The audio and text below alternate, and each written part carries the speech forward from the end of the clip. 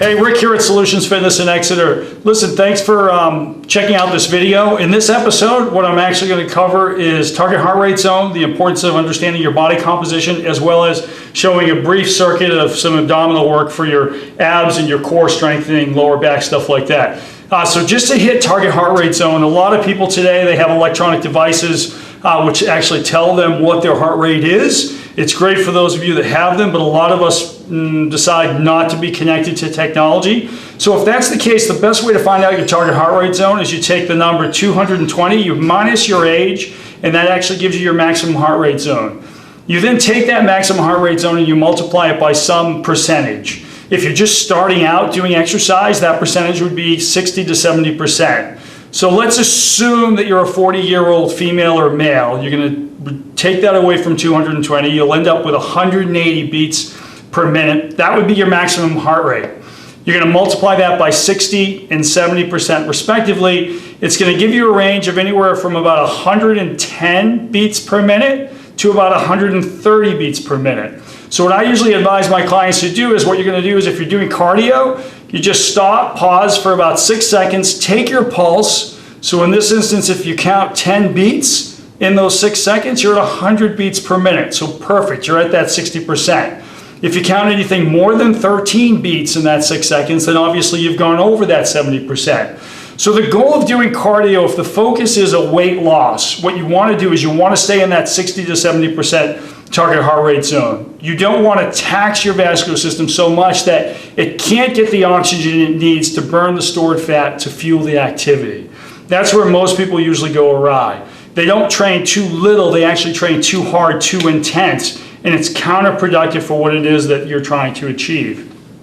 So that's a sort of quick overview of target heart rate zone. So another topic that's important is actually body composition. A lot of people may have home devices which will give them their percent body fat. The importance of understanding or knowing what your percent body fat is, it really lets you know the amount of muscle you have on your body as well as the amount of fat. There are some machines out there that actually go far further than just telling you the amount of muscle and fat that you have in your frame. Many of the units, or a lot of the professional units like health clubs or what have you that will employ, they'll actually give the participant the percent hydration as well as the amount of calories that he or she needs to maintain their body's vital functioning. So it gives them the baseline of the caloric intake that they need to maintain their weight. The importance of that, knowing that is that if the goal is to lose weight, you're going to want to know what your baseline is for calories so that you're not going to go over that and jeopardize all the hard work and everything you're putting into the gym trying to lose weight.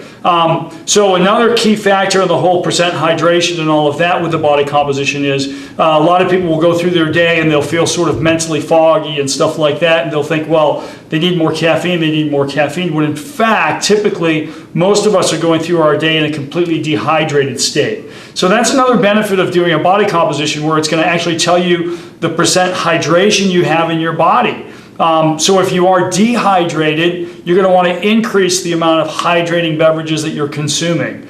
And if that's a male, that's a whole lot of water. If it's a female, it's markedly less water. But again, the importance of knowing those numbers and where you're at for a percent hydration, what you should be taking in for calories on a daily basis, those are all critical components if your goal is to make any sort of headway or gain in your fitness program. So what I'd like to do now is actually just roll over and go over some quick abdominal exercises, lower back exercises, and things that you can do first off to strengthen your core, which will make all of the other parts of your exercise program that much more productive. So moving on to abs, what you want to do is you want to find some sort of, if you have one at your home or what have you, if you don't, purchase one or go to a fitness center, we all have them, but some sort of a soft mat or something that you can lay down on to support your lower back and your body. We're going to start just with a flat abdominal crunch. First off, what you want to do is you can keep your knees bent, just as I'm demonstrating here. You're going to pick your shoulders up off the pad. This is actually your starting point for the crunch. You'll see a lot of people, they'll do an abdominal crunch. They'll put their hands behind their head and they'll come up this way. What you want to do is you're trying to lead with your chest and not with the forehead, where you're pulling on your neck this way as you're crunching up. So once again, if I put my hands behind my head in this fashion, I'm actually making this abdominal crunch that much more difficult because I have all the weight of my arms and everything back here. I'll usually advise participants to place their hands on their abdomen while they're doing it. It makes it easier. It's a good starting point if you're just starting out to train your abs. And then as you progress, as it becomes more challenging, or less challenging, excuse me, you can move your hands behind your head in this fashion and actually increase the amount of effort that your body's required to do it. So flat abdominal crunch like this, you'd actually do probably anywhere from 20 to 40 reps, depending on where you're at, strength-wise. What you're looking for is a good sharp burn in your abdominal region. This is the easiest way to execute an abdominal crunch. If you wanted to actually do it with your legs out straight, the moment you open up your whole abdominal girdle here, if you're to do that same crunch, you're using much more abs than you are with your knees bent, because here my torso is completely open, so I'm recruiting much more muscle fibers with my legs flat like this than I am with my knees bent. So second ab exercise is actually one for your lower abs. A good exercise would look like this. You're going to place your hands underneath your buttocks. You can keep your knees bent and sort of close towards your butt in this fashion. All you're going to do is basically pick your feet up about 6 to 12 inches off the floor and then let your heels tap back down. 6 or 12 inches off the floor, let your heels touch back down. So in this, I'm using my lower abs. It's also stressing my lower back slightly, okay? And that's normal. That just makes sense because it's trying to stabilize your body as you're executing this exercise. So when you're training your lower abs, initially you may only want to do somewhere around 10 to 20 reps until you start to really gain the strength in your lower back as well as in your lower abs while you're doing these. As you progress and as this becomes easier, what you're going to do is you're going to move your heels further away, and you'll be doing that exact same range of motion, only about 6 or 12 inches off the floor. But the further you move your feet from your buttocks, the greater the strain on the lower back and the greater the effort on your lower abs, okay? So once again, 10, 20 reps or what have you of these heel to mat touches, if you will, for the lower abs.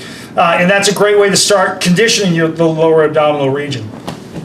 So third ab exercise, a really good one for internal external obliques, or basically the abs here on your side. You're going to keep your knees bent just as I am, heels flat on the floor. You're going to take your opposite hand and actually touch the outside of the opposite knee. Come back and then alternate that from arm to knee, either hand, either knee, just like this. So as you're coming up, you're engaging your abs. You're trying to lead with your chest and not your forehead. And on this, you're going to do a count of, say, 1, 1, 2, 2, 3, 3, just like that. For this hand to knee abdominal crunch, if you can get somewhere around 20 to 40 reps here too, that's a great way to start to condition those internal external obliques.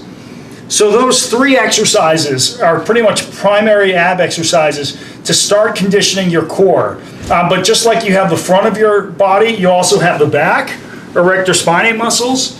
So what you're going to want to do is you're going to want to balance that off with some sort of a plank exercise. And a plank is a pretty straightforward exercise that looks like this. You're just going to use the mat. You can rest your weight of your forearms down on the pad. Try to keep your body good and rigid and straight. What you don't want to do when you're doing this exercise is actually have your buttocks up in the sky. You want to try to just be a straight line from the crown of your forehead down to your heels. You're going to hold this statically for anywhere from 20 to 40 seconds or 60 seconds if you can tolerate that. And then once you're done with that count, you can actually bridge back down to the mat like this and relax. So if you're a beginner, you know, one of those along with those three ab exercises daily is a good place to start. As you start to get more advanced, you could do double sets of all of those exercises. And then you can do those as frequently or as often as you want, probably a couple times each day, 5 times a week would be great exercise program for your core. When you're done with this plank, after doing that and holding that plank for say 40 seconds or whatever duration you're able to do, you're going to want to counter that with a stretch. And the best stretch for that is you're going to kind of come into a pose like this, arch your spine up good and tall towards the ceiling, hold that for about 10 seconds, and then actually pretend there's a string from your belly button pulling your abdomen down towards the floor.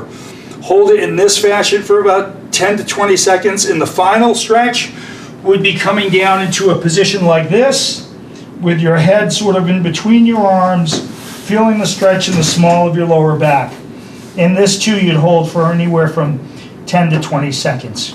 Those exercises I just showed you are a great way to actually start the process of conditioning your abdomens, the front of your body, as well as the back of your body.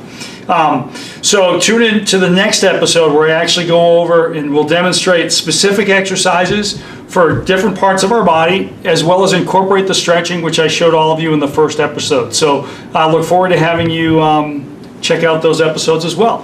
Thank you.